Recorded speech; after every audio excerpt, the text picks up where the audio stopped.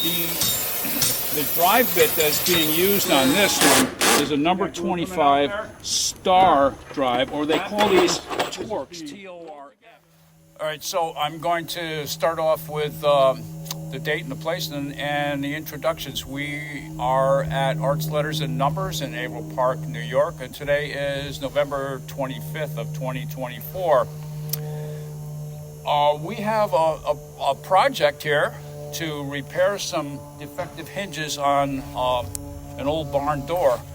We have a problem with these three hinges. This door is from a barn that was probably built in the late 1800s, maybe early 1900s. And apparently it was left unlatched and it got caught by a gust of wind and wrapped right around the building. Subsequently, these iron hinges they're a bit brittle, but they're actually made out of malleable iron.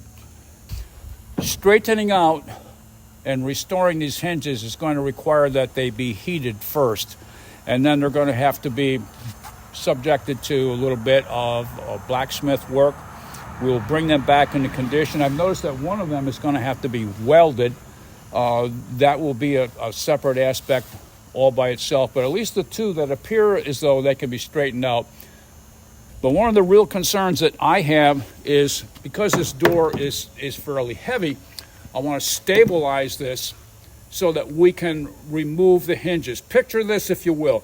If we were to just let this door stand here the way that it is and then remove the hinges, there's a real danger that it can move and further damage the hinges, or that someone could actually just maybe become injured by this, since the fact is the door is a bit on the heavy side. So what we're going to do is simply make a little bracing structure here.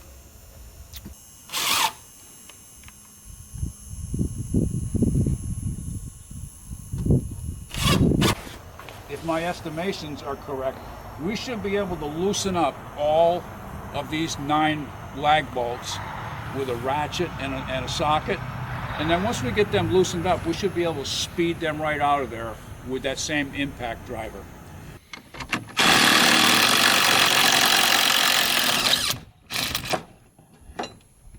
Oh, that one's really...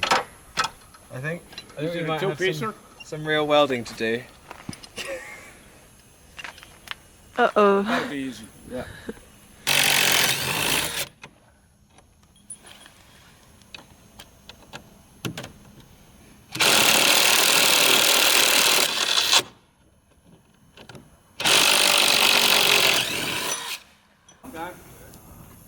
Okay, it's done the job. That's good. Nice. That's good. That's good.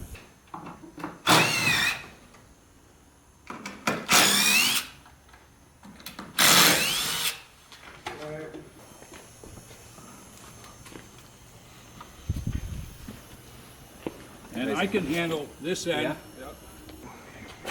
Keep going in. That's good right there for me. You like it? Yep.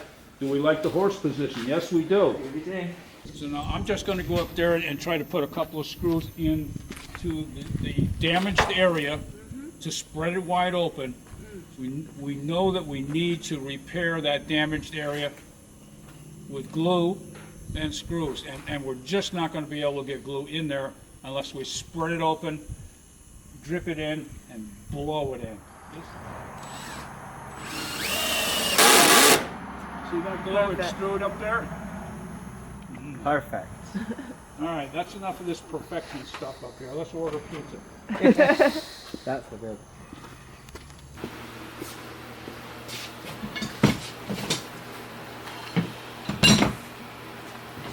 This looks to me as though this is going to be pretty much a straightforward weld prep and weld this back together. When we go to weld this back together, we'll be using this MIG welder.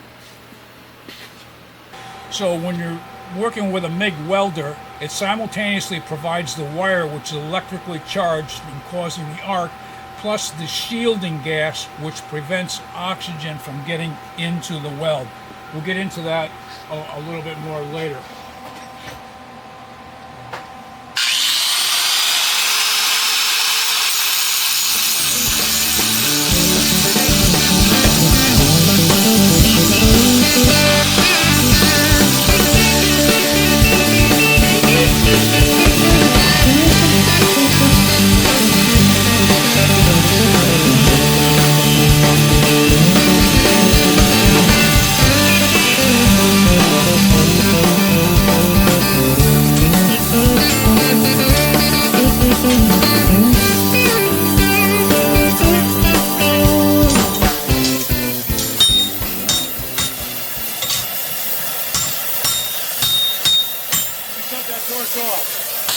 this. Now we've straightened this out to a reasonable degree of straightness. Can you see that? Can you see that?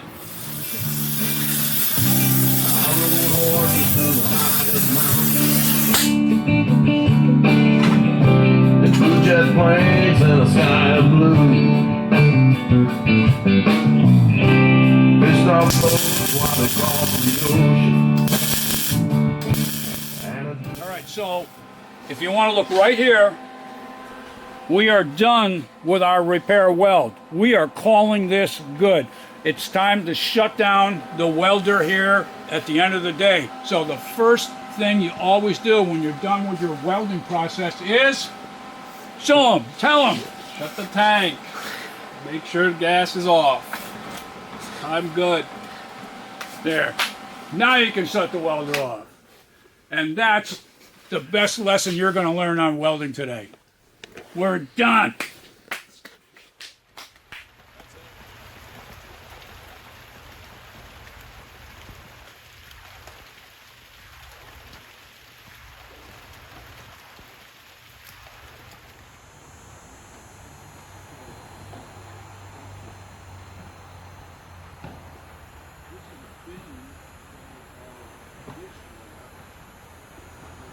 The one that was broken and had been welded back together, I'm going to choose to install that on the bottom because that hinge is, generally speaking, is under a compressive load. This middle hinge is under a relatively neutral load. The top hinge will be under a tensile load. So I'm going to select what seems to me to be the best of all these three hinges. And that one's going to get installed up on the top. I'm probably going to ask Billy to get that step ladder, if you would. There's an aluminum 30 in the afternoon. What's today? The 26th? I think today's the 26th. And we've just had some sunlight come glimpsing through here at about right around 3 o'clock in the afternoon. The skies have cleared up. We would have been into this much earlier today had it not been just a nearly all day long drizzle. You okay, Lou? Yeah. All right, walk it towards the building. Right in position and set it down.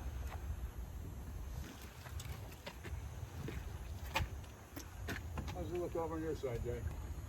It's not quite right. All right, let's try doing it this way then.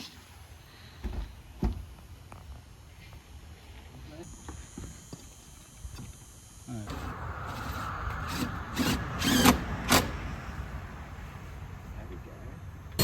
Keep right on going, keep right on going, keep right on going, keep on going, keep on going. All right, take it out, you're good. Make sure the socket is all the way over the head of the lag screw. There you go.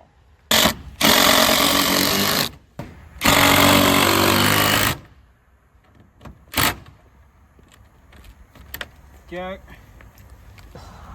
This 6x6, get it out of the way. And does the door open? You want to have the honors? Sure you do. Unlatch it and open it. Ta-da! Okay. Should I close it again? Woohoo! Sure. Marvelous. A thing of beauty. Yeah. All right.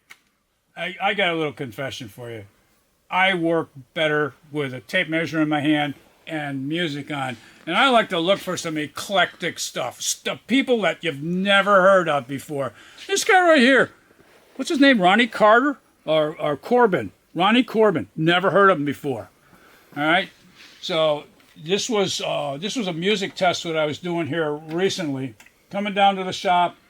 Going to be working some late night hours. And I said, man, I just picked this I just picked up this CD over at the Doors of Hope, and well, we'll test this guy out. We'll find out if he's any good or not. And 1, 2, 3, go. Find out what he's got to say. See if we can work to this. That's got possibilities. Yeah? I can work to that. Yeah. Roll down the highway, somewhere off blacktop with my eyes.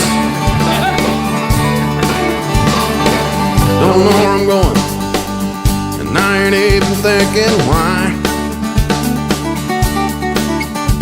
I quit my job yesterday, trying to find a brand new